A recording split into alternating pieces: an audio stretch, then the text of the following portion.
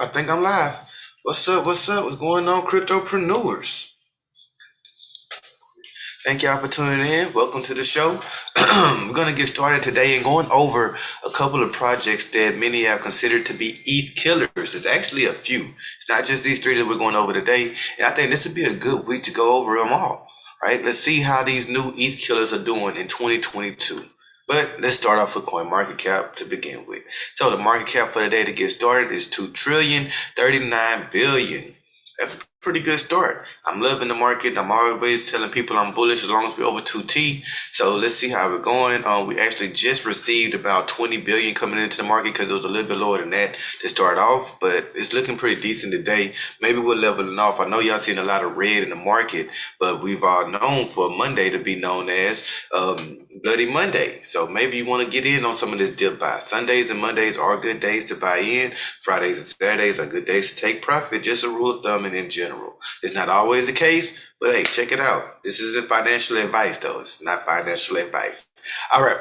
So starting off at number one, of course, is Bitcoin, priced at $42,654.78. It's down 1.51% at the moment. Ethereum is $3,258.47. It's down 2.75%. BNB, Binance is $472.95, down 5.26. Might need to scoop up some of those. Tether is always $1. Cardano is $1.53. Woohoo! Look at you. Cardano say it's coming up. It ain't dropping down no more. And it might be something y'all want to start really putting your eyes on.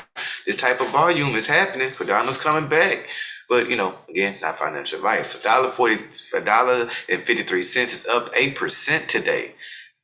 USD coin is $1. Solana, one of the coins that we're going to go over, is up $143.43. It's down by 5.22%. Okay. XRP is 76 cents. It's down $1.98. Luna is $81.65. It is down 5.28%. Polkadot, another one of those Eth Killers we'll talk about possibly tomorrow, $26.45. It's down 5.43%. Dogecoin is down to 16 cents, y'all, almost 17 cents, but it is down 4.76%. And Avalanche is where we'll finish at. It's $89. It's down 5.78%. I know I said I want to finish that, but I'm gonna go two more real quick, just to give a bonus too, because I really do love Polygon. This is definitely a project that we're going to discuss this week as an Eth Killer. It is at $2.32. It's down 0.46%, which isn't bad at all. And people have been loving the mess out of some SHIB. It's their new Dogecoin favorite. I don't know how to read the price, but it's down 4.51% today. So there we have it. See how the market look. Keep your eyes on market cap, and some of these projects are doing good. Speaking of, let's get into some of these projects. And you know what? I'm curious as to why Tezos is no longer in the top 10. How far did it go down? Even Litecoin dropped down to 21.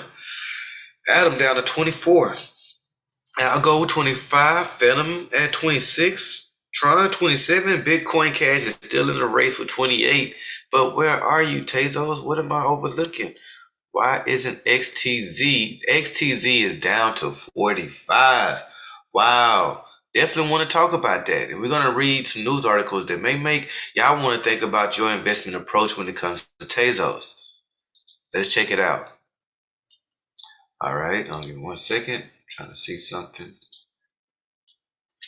I'm sorry, y'all. In 1 moment. And we are back. So we're going to start off reading this Tezos Publish Your X article. Y'all understand that Publish Your X is a great place for information. People are just writing their articles, but still it's a good way to get everybody's information and to, tip and earn at the same time. So I'm using Publish Your X for this first article that we're about to go through. All right. Tezos, XTZ, is becoming a powerhouse in the NFT and blockchain gaming. Tezos expands reach in NFTs and blockchain gaming. So on January 12th in 2022, Tezos is a next generation smart contract platform that features a self-amending ledger, low transaction fees, and high network security. Tezos functions through its own native cryptocurrency, Tez XTZ, which can be utilized for staking, to process transactions, and to power on-chain applications, marketplace, and other protocols. Tezos also utilizes a proof of stake model, which allows it to be highly efficient, low energy cost blockchain. This has made the Tezos blockchain very appealing to more than a few of its notable partners. Tezos has also become a hot market for artists, developers, gamers, and entrepreneurs, with brand new blockchain games, DAOs, and highly connected NFT exchanges filling out the Tezos ecosystem. Metrics for the network have impressively expanded over the past year. Tezos has an official reach of the following metrics. It has 1,900,000 funded wallets. It has 40 million contract calls and 70 million transactions. Tezos partnerships in 2022. The following is most notable Tezos partnerships the blockchain is carrying into 2022. Red Bull Racing. It was recently announced that Red Bull Racing and partner Honda will be establishing a technical partnership with the Tezos blockchain. Red Bull Racing competes in Formula One, undoubtedly one of the most prestigious motorsports in the world. Teaming up with the world's most advanced blockchain, announcing a new multi-year technical partnership with Tezos is an official blockchain partner. That's what Red Bull is saying on their Twitter page. So, The Gap Incorporated, major clothing retailer The Gap, announced it is partnering with Tezos to launch its own NFT collection.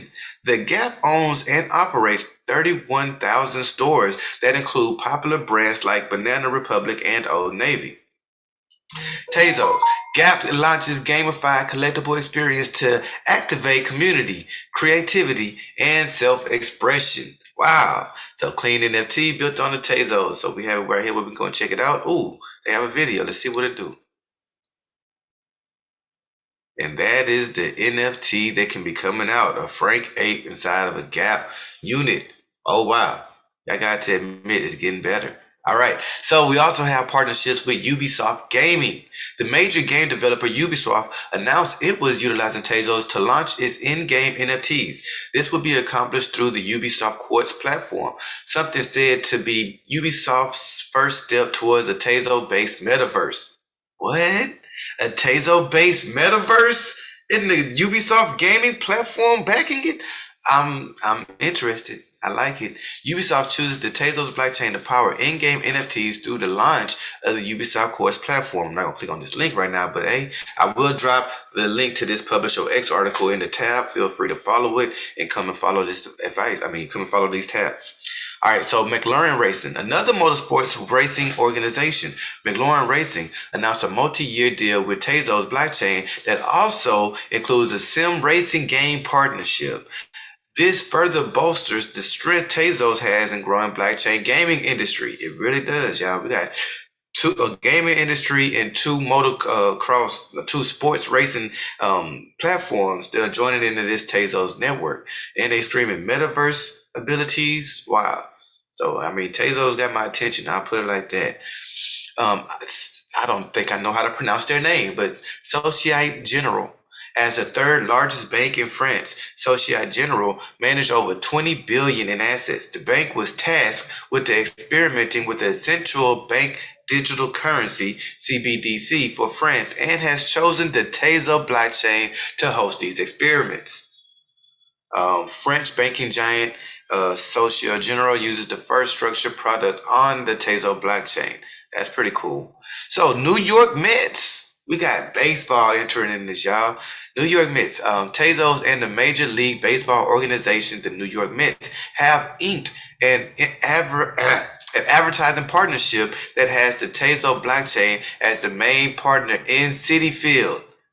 Wow. That's amazing. I'm going to click on some of these links, but we got some more articles to get through, guys. Tezos NFT markets and blockchain gaming. Here we go.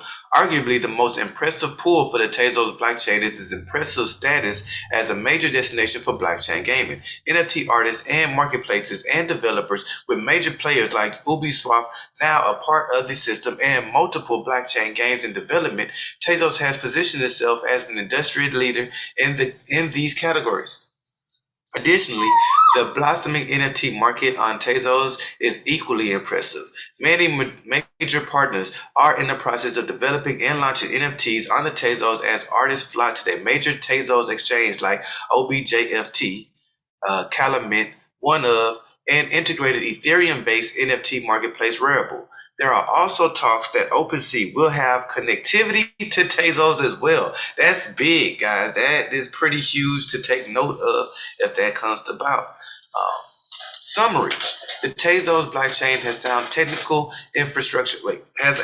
technical infrastructure and is already formulating impressive partnerships with leaders in many different industries, including the following: gaming and esports, retail, government, motorsports, music, professional sports. In the future, the Tezos ecosystem could secure a sizable percentage of the market share in both the NFT market and blockchain gaming market.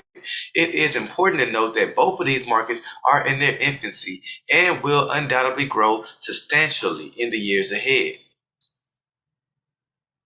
I'm just reading this article for y'all. Y'all know how I like to say this is not financial advice, but I do like this article. I appreciate them for that. Y'all can check for y'all copy in the in the description.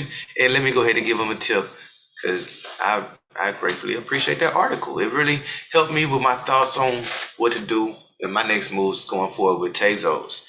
Eth Killer, I don't know, that's still on the, we'll talk about a whole little summary of Eth Killers towards the end of this week, but we all just going to read through these projects and see what they have to offer. So you can't talk Eth Killer without talking Solana, right? And look at the type of moves that Solana is making. The Bank of America calls Solana Visa of the digital asset ecosystem. What?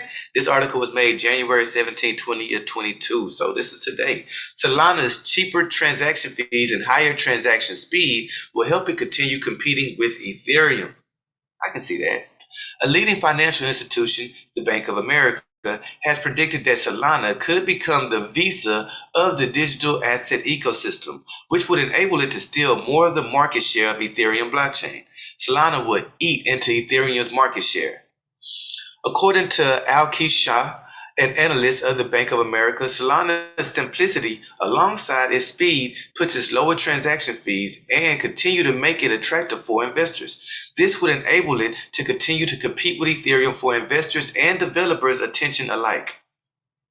Sol, the native token of Solana blockchain, has been one of the best performing assets of the past year. The asset saw its price rise above 4,000% within the last year, and it currently sits as the fifth largest crypto asset by market cap. While Ethereum has continued to dominate DeFi and the NFT space as the most used blockchain, the network has witnessed heightened rivalry from rivals like Solana, who boast higher transaction speed and cheaper transaction fees.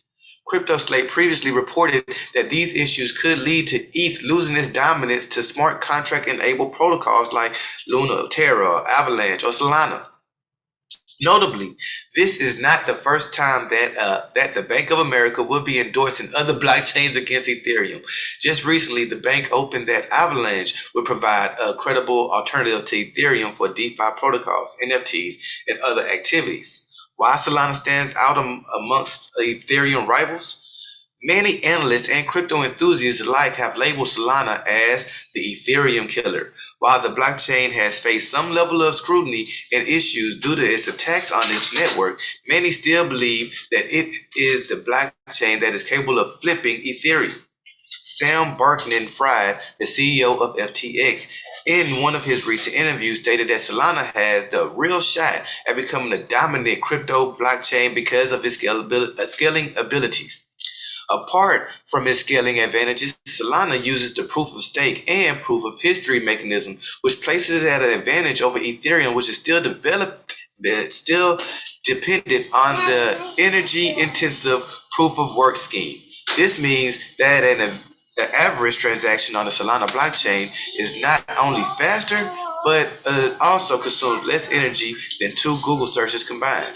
Already, the number of DeFi and NFT projects running in the Solana blockchain is now over 400, with Solana-based DeFi projects grossing a TVL all-time high of over 12 billion last year. Wow, that's pretty impressive. Got some more articles to go through, but yeah, I think that's the end of this Crypto Slate article to give y'all a decent understanding of why Solana can be called the Eth Killer, and is it standing up to its name? You know, we can check it on the charts in just a little bit. It's doing very well today, but something that we also going to check on the charts, I think we're going to check out even before Solana, will be Phantom. Phantom is another one of those that we're talking about here, guys.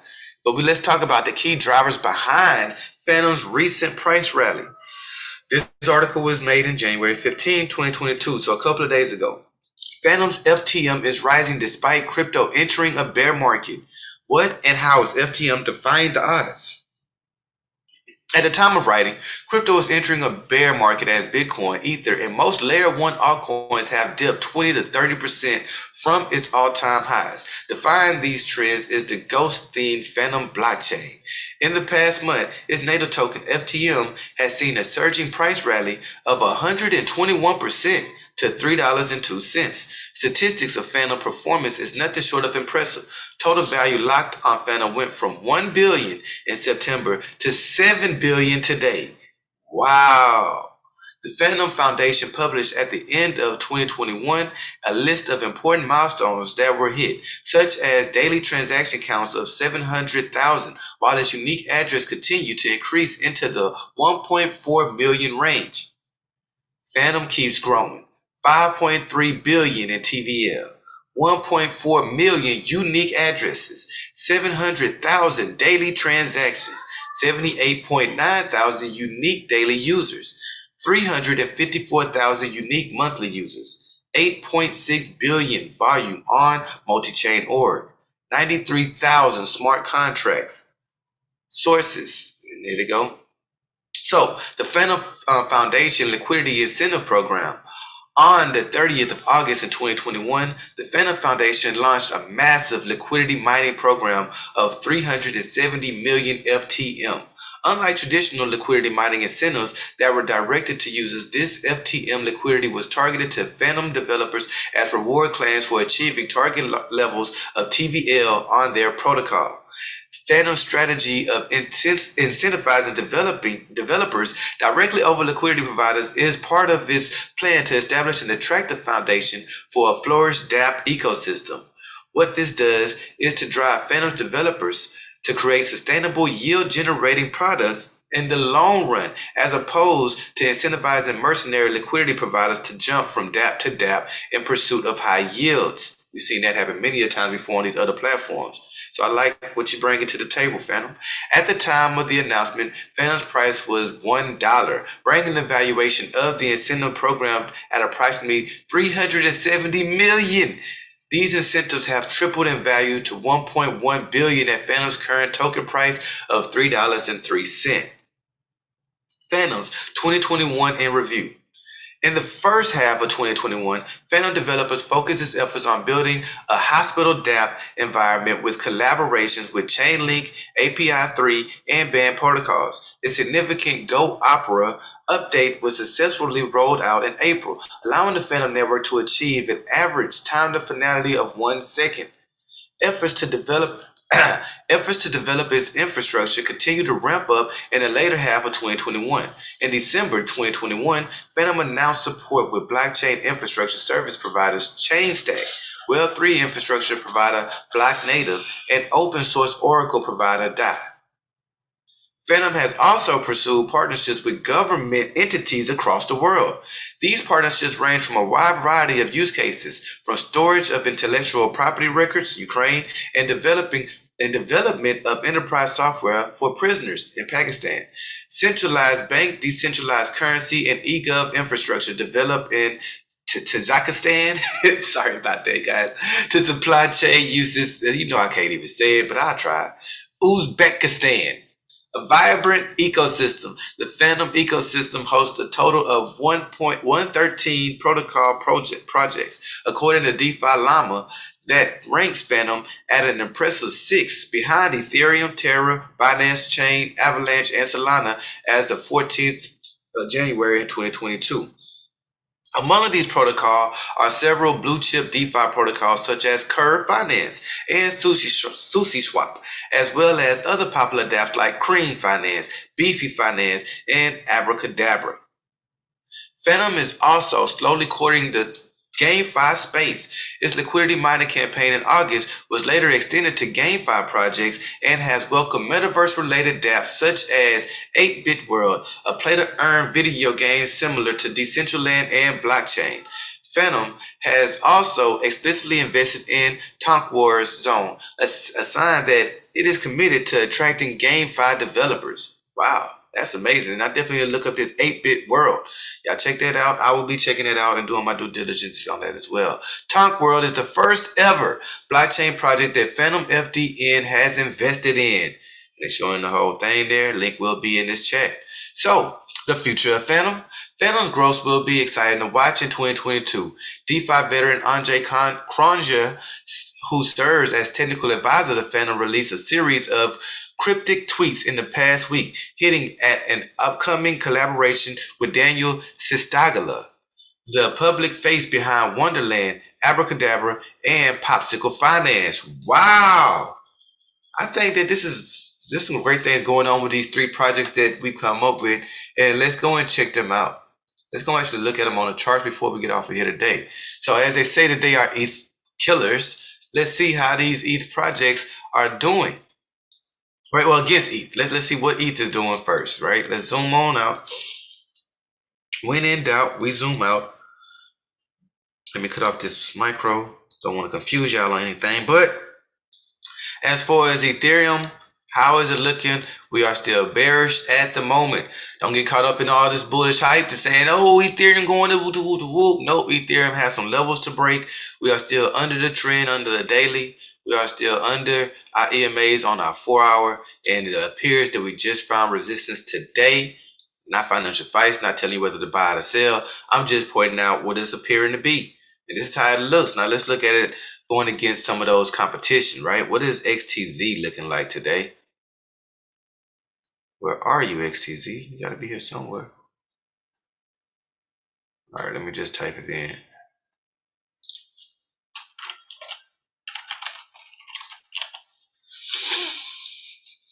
All right, XTZ is looking very similar, almost identical to what Ethereum is doing. Zoom on out to the daily. It is under our EMAs. It is bearish at the moment. We have seen some great moves. If we retest our all-time high of $9.18, then buying right now at $4 would be something to patch your back. So understand what you're doing as an investor, guys. You don't always have to find the absolute low. Sometimes you just got to ask yourself, after what I just read from this project, do I think that it's an opportunity for it to retest its all-time high or maybe even go higher? If you believe that, then your next question to yourself would be, am I okay with buying at $4 for that opportunity that I can see it at $9? Am I okay with buying at $4, even if there's an opportunity it could drop down to $2? Am I okay with just buying more at $2? Again, because I read the project. I like where it's going. I believe in it in the future. That's what's going to give you the understanding whether you really want to buy this long term versus a trader. Now, for those traders, hey, y'all know how to get in here and chart and do your thing. I'm not here to do that for you. But for those investors, if you really asking yourself, should I invest in Tezos today? I mean, read it for a couple of more news articles. Get a good feeling for it. And then the question really is, do I think that the value of Tezos should be $4 or less? If your answer is no, I think that's undervalued, then maybe it's a good investment. You know, if this is undervalued at $4, then buy it. Even again, there's an opportunity we might see it lower. We aren't bullish yet, but we can start dollar cost averaging in to get in position just because fundamentally we like what we just read about the project. That's if you like it. I don't know if you did or didn't. If you don't, then hey, don't do it. Now let's go and check out what was our second one. We read our Solana. Oh, I got me some Sol over here. Come on now. There we go. Sol is doing something very similar as far as what the charts look like. Even for me, I see it under my 23. I don't like to purchase things under the 23. I wait until it looks like it's gonna start growing. But after reading what I just read, the question I have to ask myself is, do you think that Solana is accurately priced at 142? Do you think that's too much to pay for Solana after what we just read? Do you think that it has an ability to retest our price of 260? You can buy it right now for 142, and it has an opportunity to go back up to $260. Would you feel okay with your purchase then? Right? So again, I'm not a financial advisor. I just read the news. I like what I read about Solana. I think that it could break into an all new high. When will that happen? I don't know. But would our dollar cost average in at 142? Yes, I would. That's just what I would do. You come up with your own plan and what you would do. I believe that this could drop even lower. If it dropped from 142 down to 120, I'm buying some more. If it dropped down to 80, I'm probably buying some more. I'm not lying to you. I just read what I read. I like it. I'll probably keep on reading the fundamentals about the project. But I don't think that SOL is accurately valued right now. I believe that this is undervalued at 142. Right? I believe that this is worth way more than $142 in the long run. Maybe 5-10 years from now is when I see the type of gains I want to see. But I just believe that SOL should be worth more than $142. And I think that was our last one. Yep, we did. Oh, we didn't do Phantom. Let's do Phantom before we get out of here. Is it FTT or FTM? It's FTM. That's FTX that I got right there. So where is my Phantom? There we go. Phantom. Wow. And it's just as the article said, it's doing well while everything else is dropping. So you got to ask yourself, is Phantom value where it should be? Is it undervalued? We need to know, Dennis, because that's a lot. Let me see. Let's zoom on out real quick. We are approaching our all-time highs. If you're a trader, maybe you're thinking to take some profit right now. That would be a smart thing to do. If you're an investor, then the question you had to ask yourself is, after what we read about Phantom, do you think that this price accurately at $3? Seeing what its competition is looking like too. You know what I'm saying? We just seen that Solana is priced at $142. We see that, what was the other one we read? XTZ, well, that's still only priced at $20 or $30. You know what I'm saying? So is FTM, with all it has to offer, accurately priced at $3? That's the question you have to ask yourself. Could you see it going higher? Could you see FTF going to $5.50? If you do, then that might be a good investment. But also understand that price definitely could drop to $1.40 as well. That'd be more than 50% of what price is right now. If that people would think that they lost. You don't lose unless you still at a loss. But it could drop. The value could go down by 50%. Would you be okay with that? Would you buy more when it's down to that level? That's a question that you have to ask yourself when you're going into these investments, right? You can't just buy blindly, and you can't just buy on expecting because we read a news article, oh, it's definitely going to skyrocket tomorrow. The question you have to ask yourself, is it worth it for me to hold on to this investment? And where do I see this project going long term? We're investing long term. This is not a call for traders. Maybe we'll have one for y'all in the future. This is for investors. So I hope I helped y'all with a few news articles. Decide your investment approach. If not, do further research. Do a little more diligence and find out what's good for you. But those are 3 ETH killers that we've gone through, and we have a couple of more to go through the rest of this week. Of course, ADA, Atom, Link is going to get talked about this week. So all these network coins, these that you see I have in blue, these are network. So they basically all doing what ETH is doing or opposing ETH. So, Binance, we will go over, not Cakeswap, but Link. And like I said, so we'll got more projects coming up this week. I hope to see y'all come back and we'll go over them all together. Peace, love, and abundance.